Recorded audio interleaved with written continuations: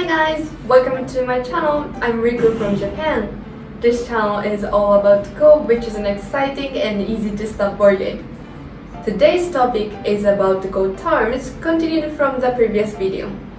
I hope you enjoy it and this helps you to improve your Go skills. In the last video, I explained Go terms related to the planning points and basic placements such as 3-3, 5-5, 3-4 points, and so on. Those are the case when you play a stone near your stone, but today I'll introduce basic techniques when you place a stone close to your opponent's stone. First one is Atari. You may have already known about this. Atari indicates a situation where stones can be captured by one more move, meaning when a stone or stones have one livery like this. Next technique is approach moves or Kakari. Approach move aims to prevent your opponent from enclosing corner territory by placing stones close to them. This is an example. Actually, there are many kinds of approach moves such as knight approach or high approach, but you don't need to remember everything at once. Learn them when you feel you need to.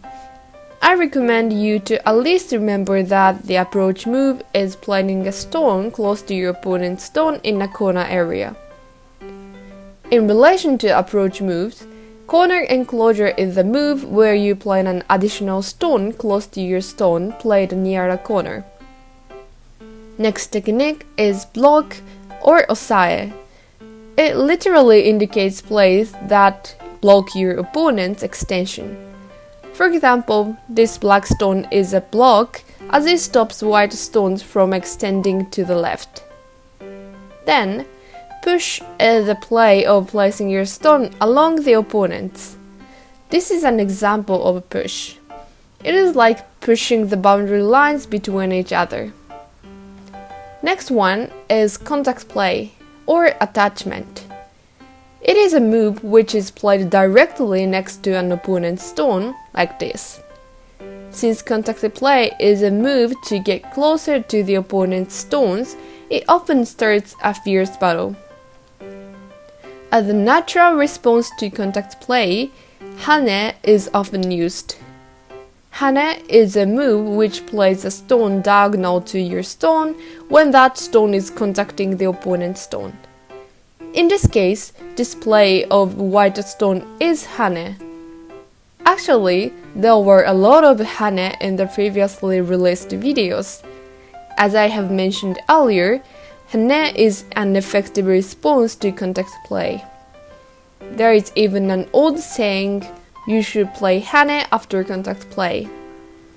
Additionally, Nobi is extending your stone by connecting them vertically or horizontally. For example, this black stone is Nobi. Similar to the relationship between Hane and contact play, Nobi is often used as a response to Hane.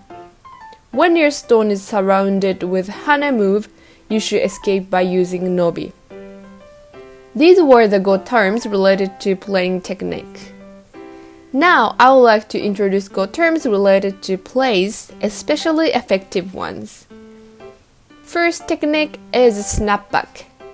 It is about planting a single stone with the intent of being captured, because a player can get a larger capture in return for being captured. Let me show you an example. This is black's turn. Black one is played here. This play made white under Atari, but black itself became an Atari too. Then, white puts white 2 here to escape from Atari. This move of white made white itself under Atari again, so black can capture white stones with black 3 at the end. Did you understand how SnapBack works? Next clever play is Connect and Die or Oi-otoshi.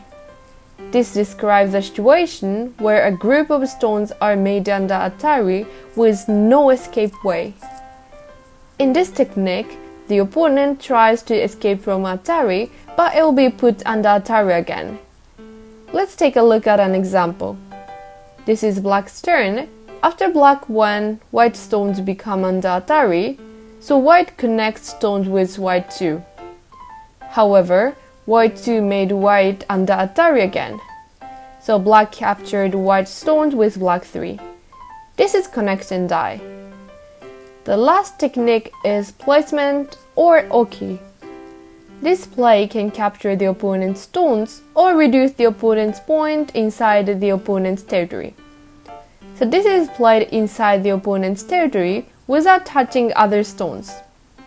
This is an example of a placement. It is black's turn. By putting a black stone here, white became unable to make 2 eyes and died. Such a critical move is a placement. That's all terms for today. Actually, there are still plenty of clever moves, but I will introduce them in another time. Now it is time for reviewing. Let's try 2 exercises. Question number 1. This is black's turn. Capture white stones.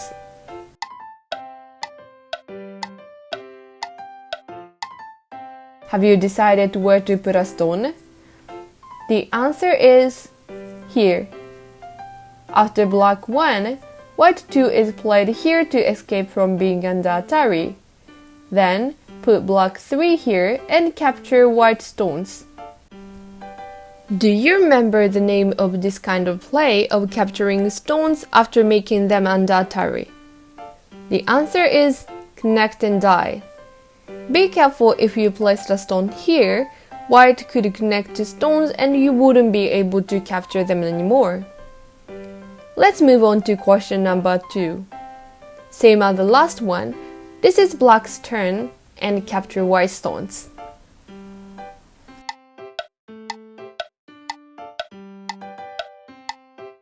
Are you ready? Firstly, put black 1 here to make white under Atari. However, this black 1 is under Atari at the same time, so this is captured with white 2.